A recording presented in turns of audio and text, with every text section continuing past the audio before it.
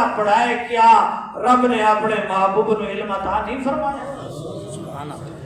اب ابھی سی وقار یہ بات یاد رکھو، عقائد مسائل چوئیں کہ دنیا دے اندر اللہ رب العزت دا جڑا دیدار ہے جاگ دیاں یہ صرف رسول اللہ صلی اللہ علیہ وسلم دا خاصہ ہے۔ میرے آقا کریم علیہ الصلوۃ والتسلیم نو یہ دیدار ہوئے، باقی دنیا دے اندر کسے ولی نو نبی نو کسے ہستی نو دنیا دے اندر رب دا جاگ دیاں دیدار نہیں ہو سکتا۔ عقائد دے اندر یہ بات شامل ہے، رب دا دیدار۔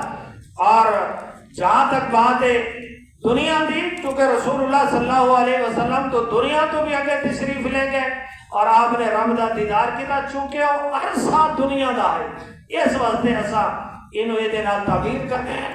تو رسول اللہ صلی اللہ علیہ وسلم نے یہ آپ دا خاصہ ہے، دیدار الہی ہے، اور وفات تو بعد جو رب دے بندے ہیں انہوں نے جاگ دیاں رب دا دیدار ہو پڑے، ساردی آنکھاں دینا رب دا دیدار ہو۔ رب نے قرآن پاک کے اندر متعدد مقامات فرمائے وجوہ یوم ذن نادرہ، کہ اس دن کچھ چہرے چمکتے ہو سن، نا الہ ربہا نادرۃ، فرمائے اپنے رب کو دیتے ہوئے۔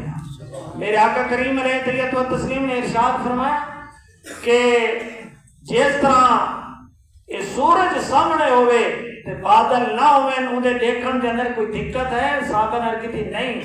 آپ نے فرمایا 14ویں کا چند ہوئے تے آسمان کی چھاتی تے ہوئے بادل نہ ہوئے اوتے دیکھن میں کوئی رکاوٹ ہے؟ صحابہ نے عرض کی نہیں۔